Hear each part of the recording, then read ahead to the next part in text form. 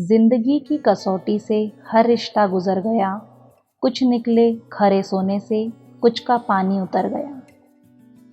दोस्तों, इन्हीं लाइनों को आगे बढ़ाते हुए आज की कहानी की शुरुआत करते हैं।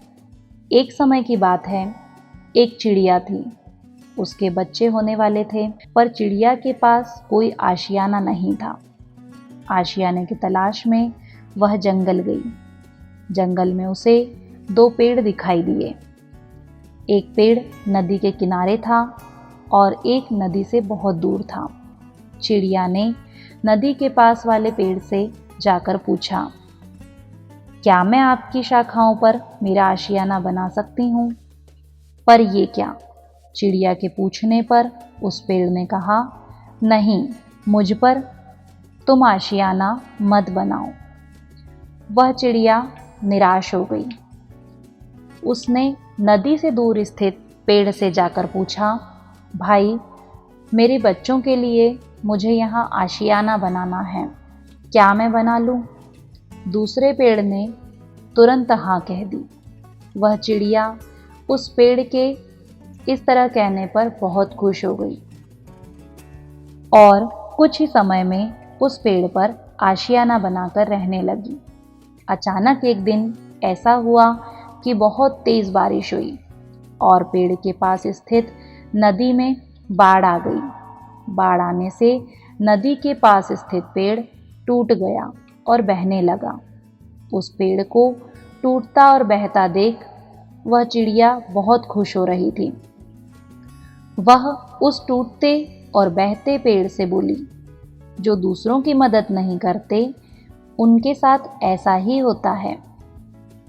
चिड़िया से यह सुनते ही टूटते हुए पेड़ ने बहुत शालीनता से जवाब दिया, बहन, ऐसा बिल्कुल नहीं है।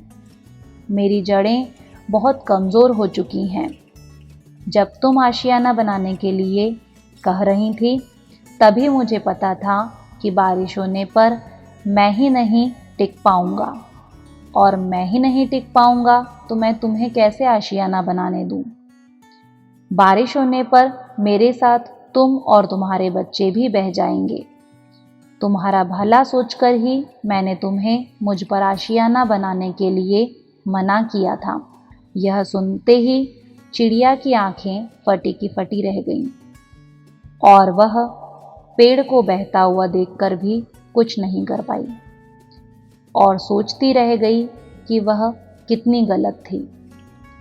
दोस्तों, हमेशा हमारे जीवन में भी किसी की ना हमें नकारात्मकता की ओर ले जाती है, क्योंकि यह मानवीय स्वभाव है।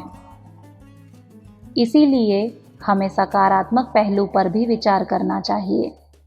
कभी कभी वह सकारात्मक पहलू या वह सकारात्मक विचार आपकी ज़िंदगी बदल सकता है और उस नकारात्मकता से आपको बचा सकता है, आपकी सोच को और बेहतर बना सकता है।